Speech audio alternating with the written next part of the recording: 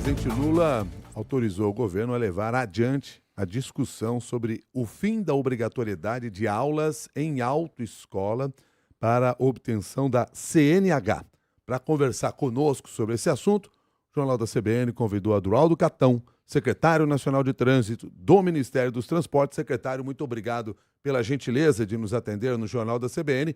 Um bom dia para o senhor.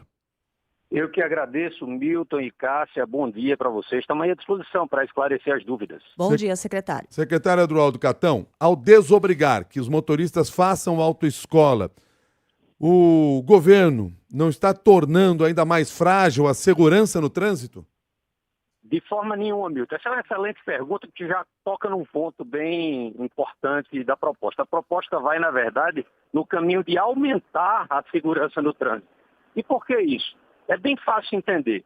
Hoje a gente tem cerca de 20 milhões de pessoas no Brasil transitando, ou seja, dirigindo ou pilotando motocicleta sem habilitação. E qual é a causa desse verdadeiro problema social também, na verdade? É que a habilitação no Brasil, a primeira habilitação, ela se tornou muito cara ao longo dos tempos.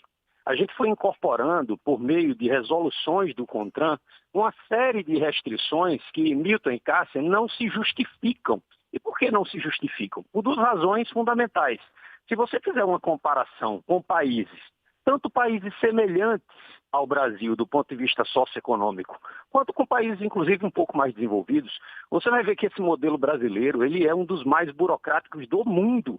Isso, claro, afasta as pessoas da formalização, criando, aí sim, de fato, um grave problema de segurança viária, que é isso que eu falei. São 20 milhões de pessoas que hoje estão transitando sem nenhuma formação.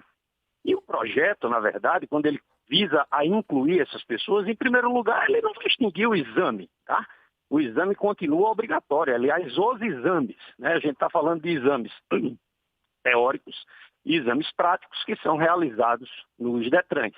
Esses permanecem. Agora, o que é que vai acontecer? O cidadão ele vai poder fazer algumas escolhas, que hoje ele não pode.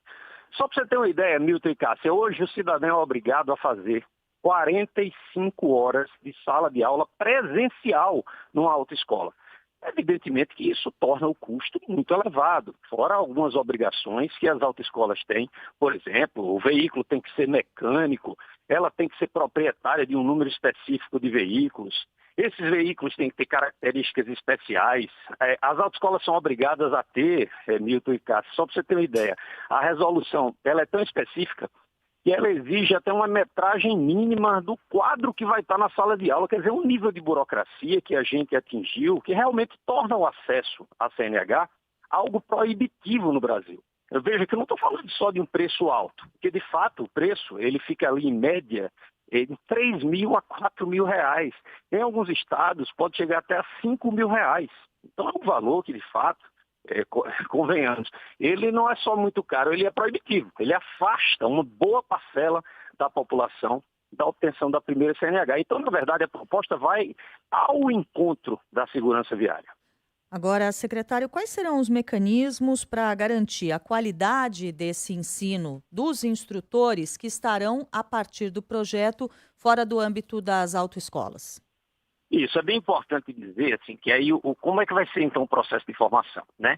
O cidadão ele vai poder fazer o seu curso teórico pelos cursos em educação à distância, fornecidos pelo próprio governo federal, pelo Ministério dos Transportes, e vai poder também fazer a sua formação prática escolhendo um instrutor autônomo. O instrutor autônomo é o mesmo profissional que hoje está obrigado a ficar vinculado a uma autoescola, só que agora ele vai se credenciar por meio do DETRAN e vai poder ministrar suas aulas diretamente, em negociação direta, inclusive com o cidadão. Isso vai dar um grau de flexibilidade muito maior e vai colocar também as autoescolas num regime de competição. Isso, naturalmente, como a gente sabe, vai baixar o preço, né? A gente sabe que o ministro Renan Filho, ele, quando fala do projeto, ele enfatiza essa questão econômica que é muito importante. É tirar esse regime de baixa concorrência, que é praticamente um monopólio legal, ele vai naturalmente baixar o preço. E é isso que a gente vai fazer, tanto no âmbito do curso teórico, quanto no âmbito do curso prático, mantendo totalmente as exigências legais. Para ser um instrutor, tem que fazer um curso. Para ser um instrutor, ele tem que se credenciar no DETRAN. Então, todas essas exigências, elas permanecem porque são exigências legais e elas garantem a qualidade do ensino. Fora isso, lembremos, novamente, o exame permanece. Agora, esse candidato a motorista, ele obrigatoriamente terá que passar por um desses treinamentos ou ele pode simplesmente se inscrever diretamente lá e fazer a prova no Detran? Veja, na proposta que a gente está apresentando hoje para consulta pública, Milton, a gente não está mexendo em lei, tá? Porque o que vai hoje para consulta pública é apenas a alteração da resolução CONTRAN. Isso quer dizer duas coisas. Primeiro, que todas essas exigências que existem hoje não estão no CTB, o Código de Trânsito, tá? São exigências que foram impostas por meio de resoluções CONTRAN. Então, o que é que vai acontecer? Já que a gente não vai mexer em lei, tudo que está previsto hoje na lei, a princípio, permanece. Então, o cidadão vai ter que fazer um curso teórico, mas ele vai fazer isso vinculado à própria plataforma do governo, vai facilitar muito a vida dele. O curso prático, na proposta que a gente apresenta a partir de hoje também, hoje vocês sabem que existe uma exigência de um número mínimo de horas-aula. São 20 horas-aula. A gente vai deixar que o cidadão determine isso. Isso significa que depois que ele fizer esse curso teórico e vai estar disponível na plataforma do Ministério dos Transportes, ele aí sim vai fazer a prova teórica e se ele passar, aí ele já pode fazer o exame se ele se considera apto para dirigir. Mas naturalmente, muita gente vai escolher ter aula, só que hoje ele é obrigado a ter 20 horas aula. Ele pode ter 5 horas aula, 4 horas aula, é ele quem vai definir de acordo com as suas habilidades. Na proposta que a gente apresenta também algumas reformulações no próprio exame, para que o exame ele fique mais próximo da realidade do que a segurança viária precisa. E a gente evita, por exemplo, reprovações no exame que não fazem sentido. Reprovações porque esqueceu de fazer isso ou aquilo que nem infração de trânsito é. Haverá também um aprimoramento no próprio exame. Existe uma estimativa, secretário, de qual pode ser a queda no custo para tirar a carteira de motorista? O senhor estava falando aqui no começo dessa conversa que uma das motivações desse projeto é o custo alto para o motorista que quer obter a habilitação. A partir destas potenciais mudanças, qual deve ser essa redução de custo? A gente fez uma conta, em média, né, de que a redução de custo pode chegar até 80%. Por que isso, Cássia e Milton? Porque os custos hoje, eles estão muito concentrados na obrigatoriedade da autoescola e no modelo de autoescola que está sendo exigido pela resolução. Então, como é a estrutura de custos hoje da primeira habilitação? Tem taxas estaduais, são taxas do Detran, tem a taxa para o exame médico, que é algo previsto também em lei, com algumas restrições previstas em lei, e tem o custo da própria autoescola. Esse custo sozinho representa cerca de 70% ou mais do processo como um todo. Então, quando você reduz esse custo, em cerca de 80%, imagine, você vai baixar o preço da CNH, hoje que em média é R$3.000, para cerca de R$700, R$600 em média, a depender de cada estado. É uma diminuição muito significativa, né? Imagine, para alguém que tem uma renda um pouco mais baixa, diminuir o custo de 3 para cerca de R$600. É muito drástico, né? Realmente é a redução. Eu, habilitado, posso ensinar meu filho a dirigir? Como e onde fazer isso? Desde que você faça o curso de instrutor e se credencie num Detran, claro, você vai poder fazer isso. Tá? Então você tem que ser um instrutor para dar essa aula, não pode ser uma pessoa qualquer que não tenha passado aí por essa autorização.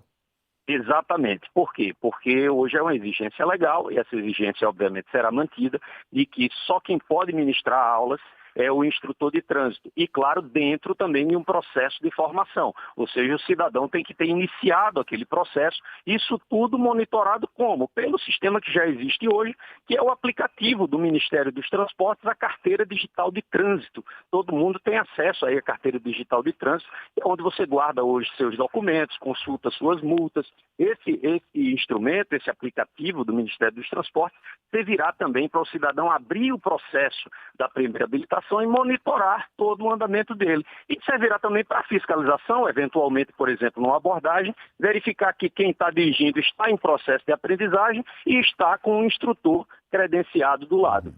Secretário, chegou uma pergunta aqui do nosso ouvinte Vinícius, do Paraná. Ele pergunta se nesse projeto as alterações valem para todas as categorias. Não, Cássio, a princípio, a gente está mantendo uma série de exigências que existem hoje para a categoria C, D e E, e estamos focando na mudança da primeira habilitação, carteiras A e B, ou seja, para moto e carro, tá? Por que isso? Porque, claro, as exigências para as categorias chamadas profissionais, C, D e E, caminhões, ônibus, elas são bem mais exigentes. A ideia é que a gente desburocratize também um pouco no âmbito da obtenção dessa mudança de categoria, mas mantendo algumas exigências que ainda existem hoje. A nossa ideia de flexibilização e desburocratização, ela está focada na primeira habilitação, mas evidentemente isso terá grande impacto na obtenção da categoria C, D e E. Por quê? Porque para obter a categoria C, D e E, você precisa ter um tempo de categoria B. E o que é que tem acontecido? Como a habilitação é muito cara e o processo é muito longo, esse é um dado que a gente também divulgou recentemente, o ministro falou disso também em algumas entrevistas, o jovem ele demora muito para obter a primeira habilitação. Então, quando você obtém a primeira habilitação de maneira muito tardia, para você ter uma ideia, a média é de cerca de 26 anos de idade. Então, demora também para você obter a habilitação de categoria C. Por isso que o setor hoje enfrenta uma grande escassez de motoristas. Então, mesmo a gente focando na primeira habilitação, isso terá grande impacto também na oferta da categoria C, D e E. Secretário Eduardo Catão, muito obrigado pela sua gentileza de nos atender aqui no Jornal da CBN. Um bom dia para o senhor. Eu que agradeço, Milton e Cássio, bom dia. Bom dia. Secretário Nacional de Trânsito do Ministério dos Transportes, Eduardo Catão, conversou com você e eu aproveito aqui ainda no final aqui da entrevista para responder uma das perguntas que chegaram aqui dos nossos ouvintes, da nossa ouvinte no caso, a Catarina, quando essas regras entram em vigor. Agora que está sendo colocado para discussão pública, esse debate ainda vai avançar, então essas regras não estão em vigor, nem estão totalmente definidas ainda, haverá participação inclusive dos DETRANs, dos secretários de transporte, etc., especialistas, para que se tenha um apuro melhor aí neste texto que será levado para aprovação ou não no Congresso Nacional. 7h49.